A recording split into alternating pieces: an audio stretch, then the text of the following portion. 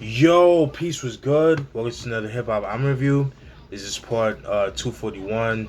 The album that I'll be reviewing today is House of Pain with a debut album. That self-titled album, House of Pain, also known as the Fine Malt Lyrics album, released in 1992.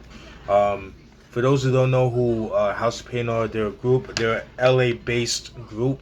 Reason why I say that is because originally, there's three members of the group. The members are Everlast, Danny Boy, and DJ Lethal. All right, so Danny Boy and Everlast are originally from Long Island, New York. So and then they moved to LA in the later years, and I think DJ Lethal grew up in LA. So but yeah, so like I said, they're LA based group, and then they're part of the whole Soul Assassins clan and things like that, the collective. If that makes sense. And then but before this, um, Everlast and Everlast and DJ Lethal, um, they were actually part of the whole Rhyme Syndicate crew. Ice T's old group or collective, his record label. It was under that record label. He actually had an album out called Forever Everlasting, which I do have. And then I did recently listen to it. Actually, today I listened to it before doing this review, and that album was okay. It's not really his best material. This is when he had hair. He had like the slick hair, things like that. Like that kind of thing. And I do like the album cover for the album. Like you just see him with his long slick hair, parted both ways, and then you see him in a boxing match in a boxing ring, kind of thing, about to tear shit down. Dope album cover. I've always liked that album cover, but it's just like production wise, it's definitely reminiscent of like Ice T's early stuff, which really didn't really work with Ice T. I mean, excuse me, with Everlast. It didn't really, it wasn't really his thing. And so getting back to the whole thing, and the album didn't really sell very well. It didn't really do very well, that kind of thing. But also, Danny Boy and Everlast actually went to school together, and they went to school together.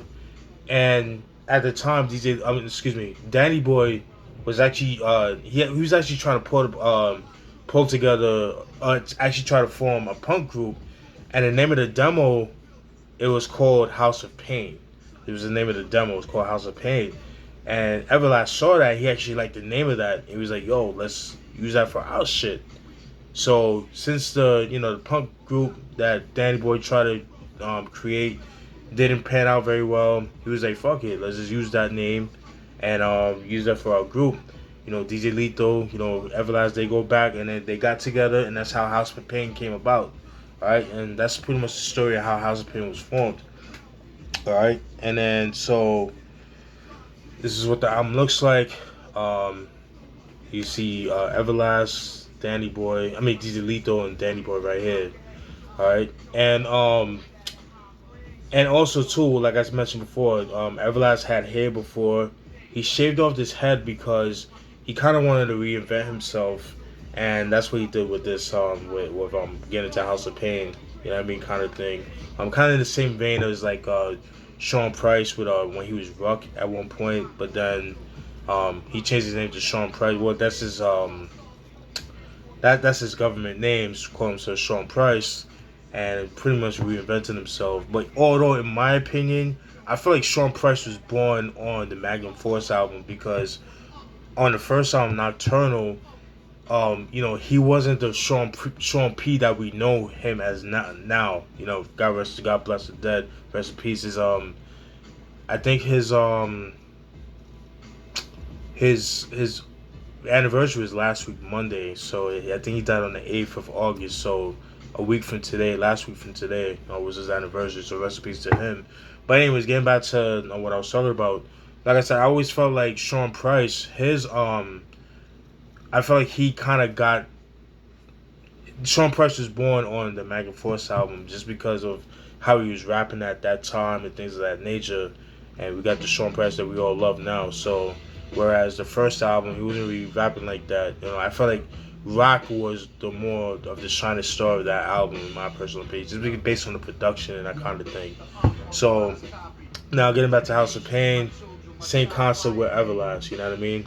The singles off this album are um, Jump Around and Shamrock and Shenanigans. Those are the singles of the album, right? So I'll show you guys what the album looks like. As you can see right here. Let me move the camera around, I'm sorry. Yeah, I think that's a lot better. Alright, that's what the album looks like. See in the back, got the track list, and see them having a couple drinks. You know what I mean? So, pretty dope. That's what the... Oh, shit. I got... it came with the same as it ever was. Funny. That's funny. And then, here's the actual album. Got the kind of paying homage to the Irish flag, the flag of Ireland. Pretty dope. I think that's pretty dope. Alright, that's what the album looks like. CD looks like. Back of the CD is pretty much the same as the back cover. Nothing too crazy. And they got the track listing, right? You know the producers and the track list, the name of the songs, that kind of thing. Alright, I think trying to see something.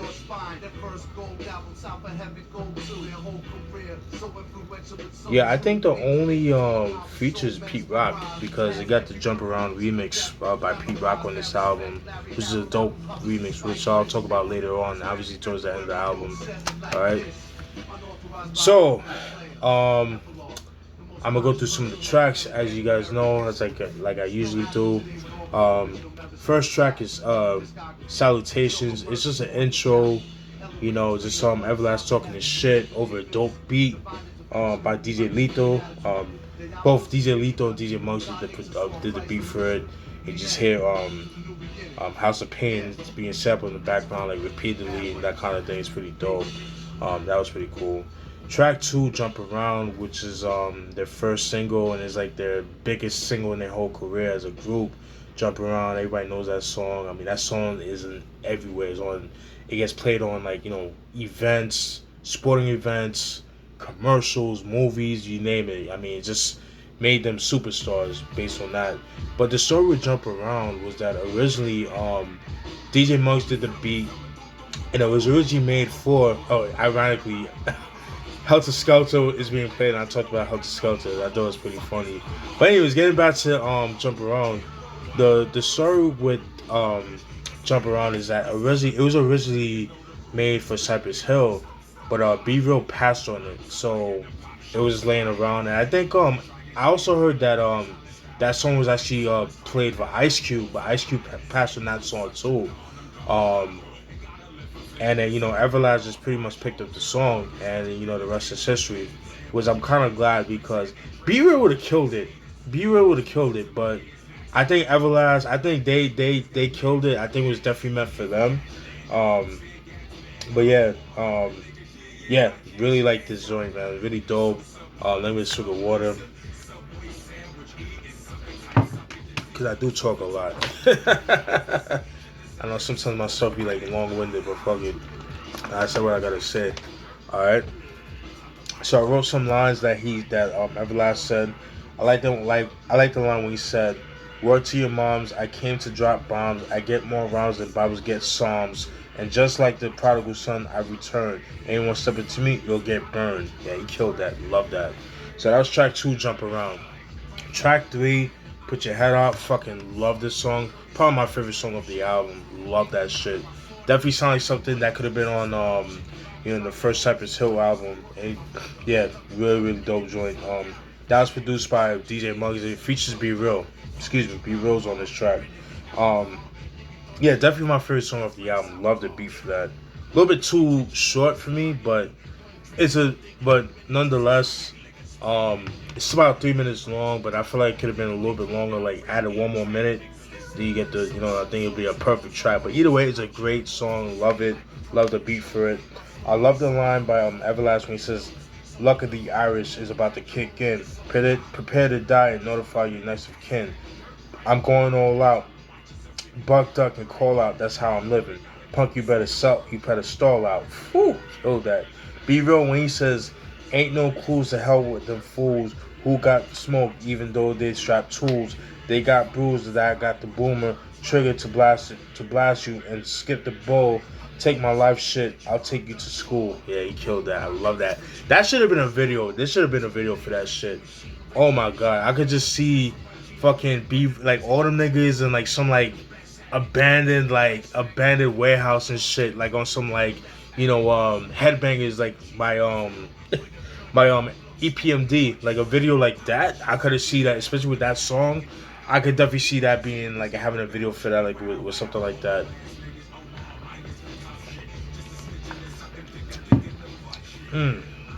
Excuse me.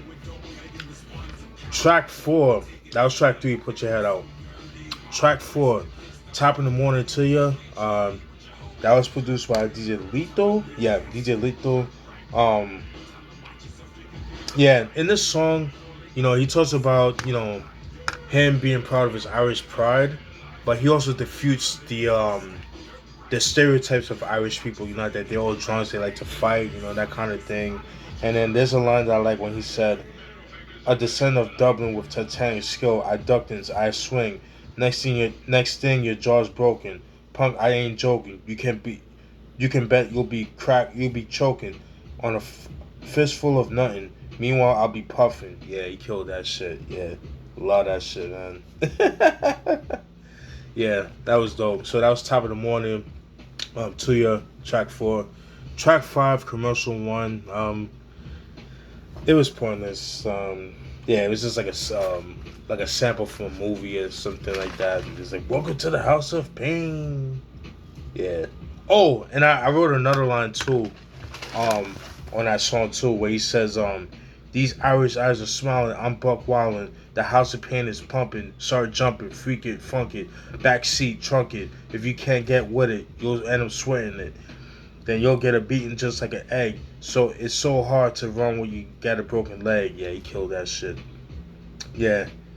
And then track 5, it's just a sample from a movie. It's just where he says, "He who breaks the law goes back to the House of Pain," that kind of thing. So nothing too crazy. Track 6, House in the Rising Sun, that features Son Doobie of Funk Dubious, another dope group. That was produced by DJ Lito. I like the line by Son Doobie when he says, "From Albuquerque, who's gonna carve the turkey? Ready and serve, entertain like Merv the Grip. Ready, serve, entertain like Merv Griffin, sniffing panties like I'm a perv. The Doobie Funk fellow, smooth like Jello. Some say mellow, complicated like a Dello.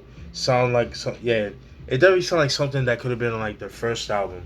Let me repeat that again. He said, "From Albuquerque, who's gonna carve the turkey? Ready, serve, entertain like Merv Griffin, sniffing panties like I'm a perv. The Doobie Funk fellow, smooth like Jello. Some say mellow, complicated like a Dello." Yeah, definitely sounds like something that could have been on the first Cypress Hill album.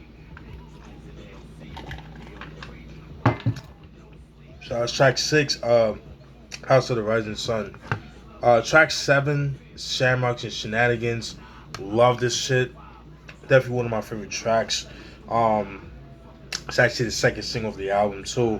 That was produced by DJ Lito. I like the line when he says, "I rock mad styles, I hop turnstiles, I rock all mics, I last all night. I puff fat blunts, I rock fine stunts. Step up, boy, I'll knock you out, you go fronts." He took shots at so in this song, he actually took shots at DJ Quick. Um, and with the line when he says, "You can't get down, punk. Get off my dick. You can make me sick like strawberry quick. Your style is whack. You ain't the Mac. So step back. Get off the crack." And then DJ Quick actually made a song called "Can't Fuck with a Nigga" on the the can't "Don't Be a Menace." I'm sorry, Menace to Society soundtrack, which is dope. I love that song. Definitely like way too funky era DJ Quick. You know what I mean? That to me is like his darkest beat that he ever did that I heard from DJ Quick. Excuse me, sorry. Yeah, so yeah, that's a pretty dope track right there. So that was track 7, Shamrocks and Shenanigans. I think the reason why they went at each other is because I think DJ Quick made a line against Cypress Hill, and Everlast felt some type of way about that, and then so that's why he took shots at DJ Quick. You know what I mean? They kind of went back and forth. But I think they squashed it now. I mean, they're grown men now, so that was like back in the early '90s. Excuse me. All right, so that was track 7. Track 8, House of Pain Anthem. That was produced by DJ Lethal. Um, like this song, really dope song right here.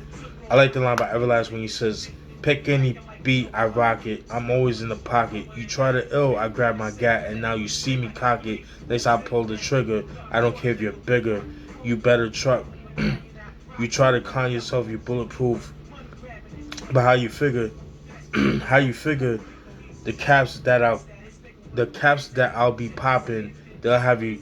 They'll have your body dropping. Yeah, he killed that shit. That was dope. That was track 8, House of Pain Anthem. Track 9, Danny Boy, Danny Boy. That was produced by DJ Muggs. I don't know, it was something different from DJ Muggs at the time. It's not my favorite song of the album. Something different. Doesn't sound like the typical DJ Muggs production. I could have done without that song, honestly. You got track 10, Guess Who's Back. Really dope joint right there. That was produced by DJ Muggs. I love the line by Everlast when he says, "He's back from the dead with the shaved head. Don't start to trip, dip. I brought my lead. Just in case you want to fuck around, I'll show you dead in the face, and I'll buck you down." Woo! Killed that shit. As I mentioned before, he had hair before back in the day. He shaved it off, kind of, have it like a new improved, reinvented Everlast.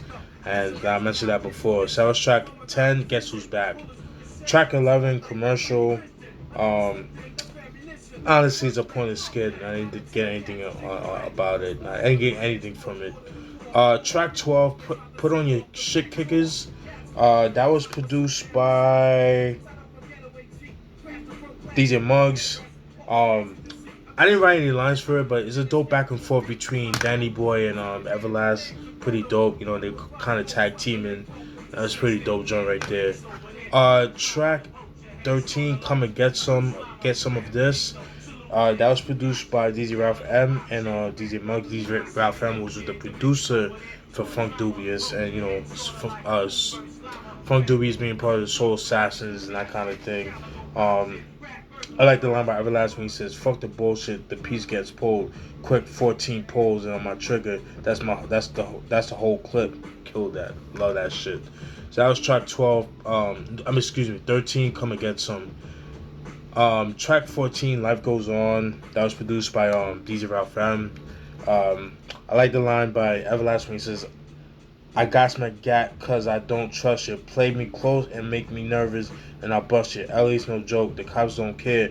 They'll beat you down till there's just a fucking hair of life left in you. Then they'll pin you." Yeah, that shit was dope. Pretty much explaining, how they get down to LA and things like that. So, yeah, pretty dope joint right there. Alright. And then we got track 15, One for the Road. That was produced by DJ Lethal. Not my favorite track. It's an okay track. I didn't really care for the track too much. But it was alright. It's not my favorite. It's not my go-to track. Alright. Track 16, Feel It. That was produced by DJ Ralph M. I like the line by Everlast when he says, "To step up cause you'll get swept up like dust, or I just might bust and I'll unload my clip. Unless you're a punk, then I'll just pop you in the lip."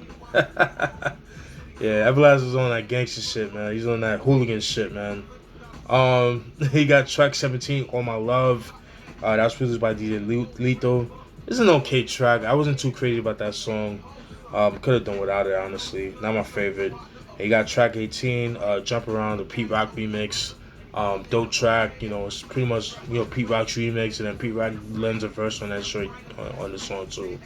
Overall, dope album. You know what I mean? It's a dope album.